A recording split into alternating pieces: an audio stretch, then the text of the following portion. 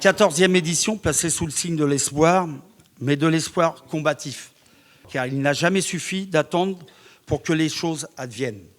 C'est ainsi que cette 14e édition se veut à l'image du cinéma de notre parrain, Tony Gatliff, qui est présent parmi nous.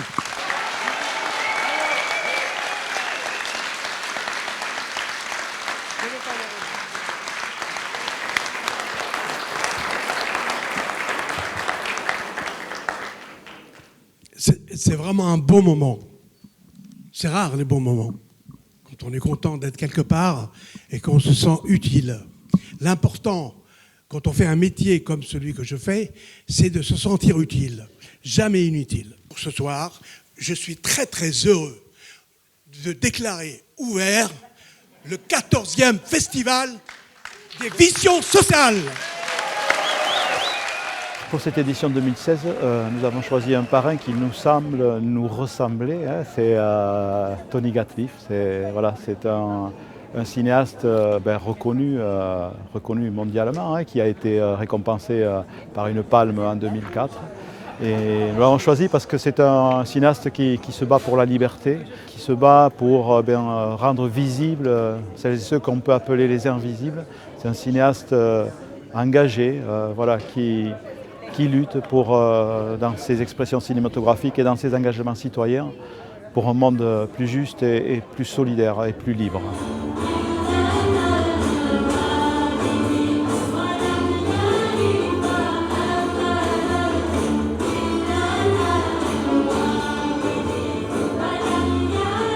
Cette année à Vision Sociale, nous avons souhaité organiser une programmation de films autour d'une rencontre avec un territoire un peu symbolique qui est le territoire de l'espérance, mais une espérance conquise, une espérance lucide, hors de toute naïveté, comme l'a décrivait Aimé Césaire. Et donc nous avons bâti un contenu du festival autour de ces questions parce que nous pensons aujourd'hui que les salariés des IEG, les citoyens ont réel besoin sur ces questions-là avec tout ce qui se passe en termes de droits dans notre pays aujourd'hui. Quand on fait une programmation, on essaye de faire découvrir des choses nouvelles aux gens, des cinématographies différentes, des univers singuliers, des écritures singulières. La programmation, si vous voulez, ce qui la tient, c'est l'idée de l'espoir, mais après, un film ne ressemble pas à un autre. Et on ne prétend pas que tout le monde aimera tous les films. Ce qui est essentiel, c'est que ça ne laisse pas indifférent. Quel est votre sentiment justement à cette solitude de la classe ouvrière, des salariés, et comment ça se fait qu'on n'arrive pas à enchaîner sur un mouvement social de masse?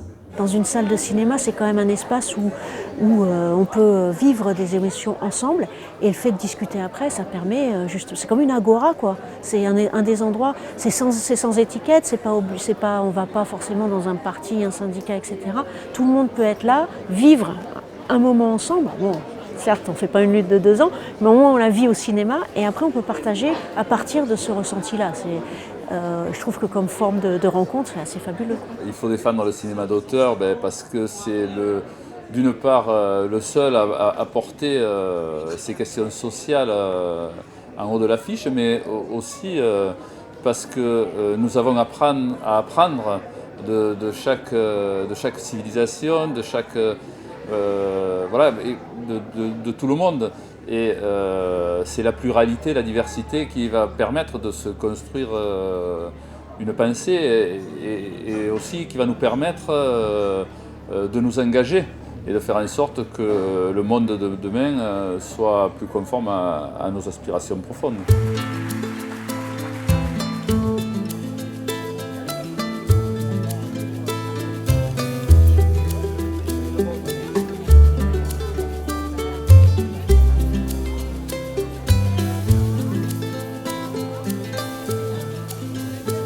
La culture pour les électriciens et gaziers, ça fait partie du projet politique qu'on a dans les activités sociales, donc c'est tout à fait naturel quand on recherche la démocratisation, quand on recherche à faire partager, à rendre accessible la culture dans toute sa diversité. C'est la moindre des choses que notre CE, que nos activités sociales, elles soient un moteur. Donc dans les la période difficile qu'on rencontre, nous on avait crainte de laisser tomber un peu la culture parce que les finances ne suivent pas. Et bon, aujourd'hui on s'en aperçoit, la CCS, elle suit, elle a gardé ses valeurs essentielles que sont l'accès, notamment à la culture, et elle a gardé aussi cette solidarité qui fait le sens des activités sociales. Ici c'est de l'humain. C'est pas forcément du débat technique sur le cinéma, sur la réalisation. Il faut des deux, je pense, mais du coup c'est beaucoup plus passionnant parce qu'on parle de l'humain ici en fait. Au départ, nous avions aussi envie de donner l'accès au Festival de Cannes.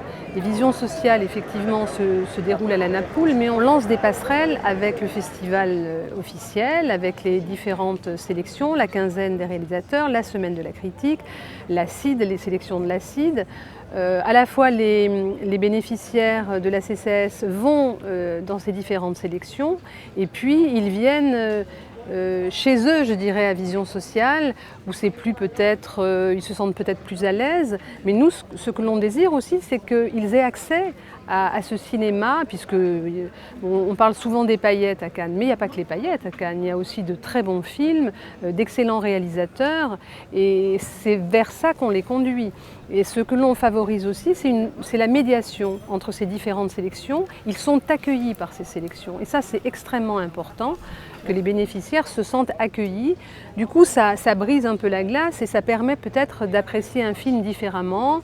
Et c'est un petit peu ça la volonté. Il y a, effectivement, pourquoi faire un festival comme ça? C'est un tremplin en fait, ce festival. C'est un tremplin pour aller voir d'autres films aussi et les voir aussi chez nous, bien entendu. Un dernier truc, c'est qu'on va vous mettre des caméras cachées ici. Donc voilà, avec cette jolie poupée, il y a un micro.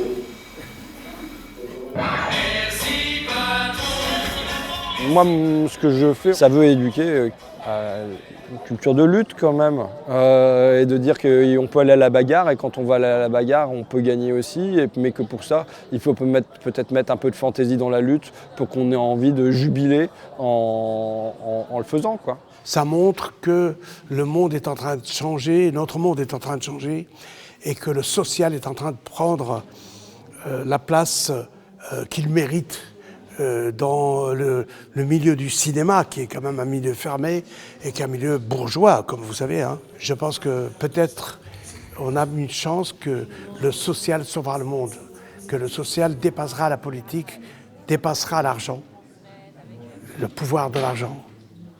Et c'est peut-être lui, le social, qui sauvera le monde.